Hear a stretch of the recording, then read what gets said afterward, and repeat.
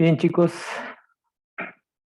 vamos a tratar de explicar un poquito lo que intenté explicar en la clase que hoy se suspendió.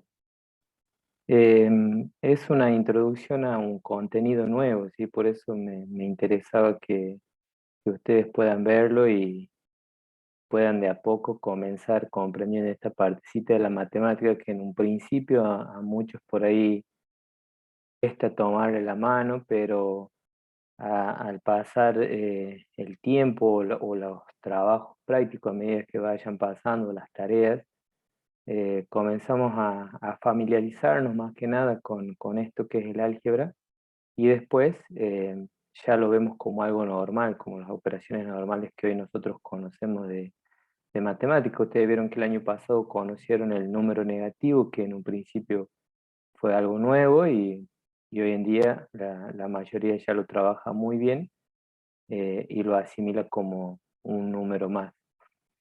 Bien, comenzamos. Esto del álgebra, sí, este documento yo tenía pensado compartírselo a ustedes esta mañana. El álgebra es una parte de la matemática, sí, una rama de la matemática, así como la geometría, así como la aritmética, que hacer y resolver cálculos combinados. El álgebra también es una rama de la matemática y quizás la rama más nueva de la matemática. Eh, ¿Por qué? Porque acá comenzamos a trabajar con números y letras, ¿sí? Acá, si ustedes observan, tienen el concepto que es álgebra y me sirve a mí por ahí para justamente señalar algún dato o algunos datos desconocidos de una determinada situación en donde yo voy a comenzar a trabajar con letras. Las letras pueden ser cualquiera. Yo siempre cuando trabajamos esto en el aula suelo colocar, dependiendo de la situación, si estamos hablando de caramelos, coloco una C, si estamos hablando de manzanas, coloco una M. Eso ya depende de cada uno, pero, por una cuestión de generalizar algo, en la matemática hay letras para el álgebra que se utilizan mucho, como X, como Y o como la letra Z. Ustedes observen, ni muy cerca están estas letras, o no son letras continuas, eh, o mejor dicho, son letras continuas de nuestro alfabeto, pero bien, podrían ser A, B, C también, pero bueno, en los libros de matemáticas la mayoría se utilizan estas tres. Bien, pasamos a explicar un poquito esto del lenguaje coloquial y simbólico, que es la introducción por ahí al álgebra. Nosotros cuando hablamos de un lenguaje coloquial hacemos referencia a nuestro lenguaje normal que tenemos para hablar, ¿sí? Al lenguaje normal que tiene una determinada población para comunicarse. Después, cuando hablamos de simbólico, en este caso nosotros ya introducimos la parte matemática. ¿Por qué? Porque generalmente la matemática está representada por los símbolos, números, signos, y nosotros lo que comenzamos a hacer ahora, algo que está escrito en algo coloquial, o decir, en nuestro lenguaje, pasarlo a algo simbólico, a algo matemático. Observen que acá, yo esto que tengo acá anotado, dice la mitad de 10 más 4, ¿sí? Esto, ustedes calculo que pueden llegar incluso a saber el resultado sin necesidad de hacer ninguna cuenta, solamente tienen ustedes ya en su mente cuál es la mitad de 10, ¿sí? Y si le suman 4, entonces van a saber cuál es el resultado. En este caso solo me dice la mitad de 10 más 4, no me pregunta qué es igual, así que solamente yo eso lo voy a representar como algo simbólico, como algo matemático. La mitad de 10, todos sabemos que yo para saber la mitad de cualquier valor, dividir en 2, entonces yo voy a colocar 10, voy a colocar mi signo de división, y 2, esto me representa esta primera partecita, la mitad de 10. Luego me dice más 4, al signo más también lo conocemos, y obviamente el número 4. Y acá ya obtendríamos una expresión simbólica, una expresión matemática. Lo mismo va a pasar con el siguiente. Acá dice el triple de 5 más 3. También todos saben cuando hablamos de triple es algo que se está sumando o se está multiplicando por 3 o se está sumando 3 veces seguidas. Entonces, puedo poner el triple de 5 como, a ver, quiero sacar esto. El triple de 5, entonces voy a colocar 3 por 5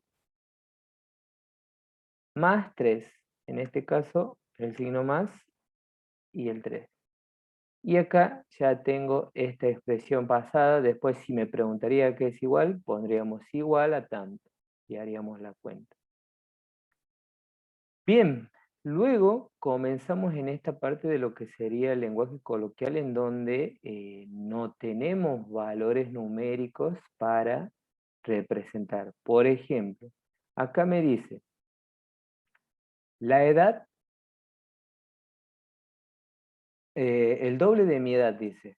Yo no sé si algunos de ustedes sabe mi edad, pero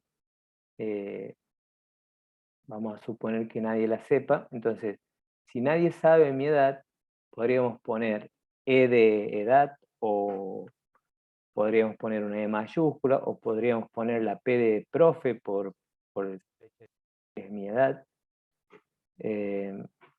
Y como estamos diciendo el doble de mi edad, ya por lo que dijimos hace un momento, si el triple tengo que multiplicar por 3, cuando hablamos de doble, entonces yo voy a tener que multiplicar por 2. Por tal motivo, voy a colocar 2, el signo por, y algo que represente esta partecita que dice mi edad, que es un dato desconocido. Pero la expresión matemática sería esta. Voy a utilizar una E mayúscula por ahí para que quede mejor. Entonces, esto representa el doble de mi edad, ¿sí? Estamos hasta ahí, creo que va bastante sencillo. Luego, ustedes van a tener, ¿sí? Acá el siguiente me dice, la mitad de mis ahorros menos 100 pesos. Acá nuevamente, ¿sí? Que arriba ya teníamos la mitad de 10 más 4, acá. ¿Cuál sería nuestro dato desconocido para representarlo con una letra? Justamente los ahorros. No sabemos cuántos son mis ahorros, entonces yo podría colocar la mitad de mis ahorros, podría decir A, ¿sí? Para saber la mitad. A me representa ahorros. Para saber la mitad de mis ahorros, obviamente voy a tener que dividir en 2, menos 100 pesos. Y esa parte sí conozco y sí puedo representar con un número, entonces podría colocar menos 100. Y luego, si me pregunta a qué es igual, podríamos resolver o es igual a tanto, que más adelante lo vamos a ir trabajando. Bien, luego tenemos acá otra expresión en donde me dice el siguiente de un número. ¿Estamos? Yo acá les pregunto a ustedes, no sé, el siguiente de 5. Ustedes, estando en la presencialidad, seguramente me dirían 6. El siguiente de 120 sería 121. El siguiente de 98, 99. Entonces, que yo para cualquier número, para obtener su siguiente, hago una operación, ¿sí? Es decir, sumo 1. Entonces, en este caso, el siguiente de un número, como no conozco ese número, podría representar con una letra n, y como quiero saber su siguiente, entonces a ese número le voy a agregar 1. Yo para saber el siguiente de cualquier número, voy siempre a sumar 1. Y observen que el que sigue ya me dice el anterior de un número, y si para saber el siguiente tuvimos que sumar, para conocer el anterior, ya por lógica matemática, vamos a tener que restar 1. Y la expresión sería así. Observen que todo lo que vamos obteniendo acá son expresiones algebraicas, ¿sí? Porque ya comenzamos a mezclar números con letras que se van asociando a través de las operaciones que nosotros ya conocemos. Bien, luego el que sigue dice el doble del siguiente de un número. Ya sabemos la partecita donde dice siguiente de un número, que es lo primero que tuvimos ahí, y luego me dice el doble del siguiente de un número. También arriba pusimos varias cuestiones con doble, entonces acá si yo quiero saber el doble de algo, voy a tener que multiplicar por 2, por tal motivo me va a quedar 2 por, y como me dice el siguiente de un número, tengo que representar entre paréntesis, porque si no coloco paréntesis, vamos a suponer, yo ya sé cómo es el siguiente de un número, en la expresión de esta forma, supongamos que no colocara paréntesis, que solamente colocara n más 1, en este caso se va a estar multiplicando 2 por el número, no por su siguiente. ¿Sí? Entonces, por eso, paréntesis, para saber cuál es el siguiente del número, y después multiplicarlo por 2. O este 2 también lo podría haber colocado acá. Y por último, tenemos nosotros acá este que dice el triple de un número al cuadrado. ¿Sí? Acá yo ya voy a tener que introducir una fórmula del Word para poderlo hacer bien, pero dice el triple de un número al cuadrado. Nuevamente voy a tener que aparecer con una expresión algebraica. En este caso voy a introducir yo acá para poder, a ver si me deja. Acá estamos. Entonces me dice el triple de un número al cuadrado. Voy a colocar esto de los exponentes.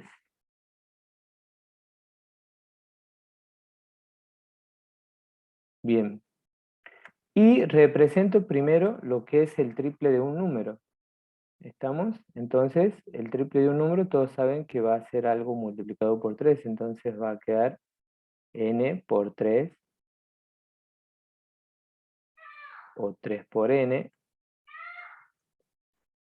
En este caso voy a colocar un paréntesis, ¿sí? Porque si no me va a quedar el exponente solo en la n. Y acá me dice elevado al cuadrado, entonces va a quedar elevado al cuadrado. Ahí tenemos, ¿sí?, la última expresión. ¿Estamos? Eso es más o menos lo que ustedes van a tener que ir trabajando ahora en las páginas del libro. Voy a dejar de compartir pantalla y les voy a mostrar más o menos qué es lo que ustedes tienen que hacer en la ficha que van a trabajar ahora. Pero, por el momento, como una introducción a esto del álgebra, solamente va a ser esa partecita. A ver, voy a ver si tenía el documento acá habilitado para compartir. Esta va a ser la ficha número 2, que son las páginas 74 y 75 del libro. Les voy a pedir por favor que aquellos que no lo tengan puedan imprimir esto, ya que les va a ser más cómodo que estar copiando, y puedan completar esto. Observen que acá algunas cuestiones ya lo fuimos colocando. Empiezo con un ejemplo de Marcos. Dice que él, para pasar, digamos, a un cálculo, algo que está con palabras, él dice que se fija en la última operación. Por ejemplo, acá es al revés, ya tiene el cálculo, ¿sí? Entonces él lo que hace, dice el triple del siguiente de un número. Observan que lo que hace es fijarse, dice, en la última operación. Acá en este otro ejemplo, la última operación es una suma, entonces dice el siguiente del triple de un número. ¿Sí? Y me está representando, observen que acá apareció la famosa letra X. Bien, acá lo que me dice esto es que yo tengo que pasar de algo escrito, que lo que vimos recién, a algo simbólico. Dice el doble de un número, ya vimos cómo se anota. La mitad de un número, n, entonces ya vimos cómo se anota también. Luego, el siguiente del cuadrado de un número entero. ¿Sí? Entonces, primero voy a tener que representar el cuadrado de un número entero, que lo puedo representar con la N o con la X, con la letra que ustedes quieran. Y para saber el siguiente de ese número, ¿qué vamos a tener que hacer? Ya dijimos recién cómo obtengo siguiente. Luego en el D me dice el triple de la anterior del número entero, ¿sí? Entonces, ahí primero tenemos que ver cuál es el anterior del número, que va a ser nuestra primera representación, y luego, para saber el triple, saben ustedes cuál es la operación. Bien, y así van a ir tratando de resolver con todos. Yo ahora este video les voy a adjuntar obviamente a la ficha. Van a tratar de resolver esto. Intenten hacer lo que prueben, ¿sí? Prueben, traten de ir viendo resultados. Observen que acá en el punto 4 me dice cuál de las siguientes expresiones sirve para obtener siempre un número par cada vez que se le da un valor entero a la letra n. Entonces, acá yo lo que voy a tener que hacer es probar n con distintos números. Supongamos en la primera expresión empiezo con 1. 1 más 2 me da 3. Entonces ahí ya sé que no me va a dar un número par, ¿sí? Entonces ya directamente saco esta. Luego me dice 2 por n. Entonces 2 por 1, ¿cuánto es? 2 por 2, 2 por 3. Y observo si es que siempre me aparece par, entonces voy a señalar esta. Igual, esta también podría llegar a ser. Voy a probar los valores en n y ver cuál va a ser el resultado luego de observar, digamos, de hacer las operaciones correspondientes. Lo mismo puedo probar acá y ver si es que obtengo un número par. La pregunta siguiente me dice, ¿con alguna de esas expresiones se obtienen siempre un número impar?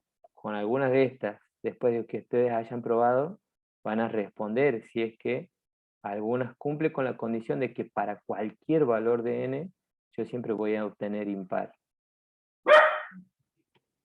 Bien, eso más o menos lo que ustedes van a tener que resolver.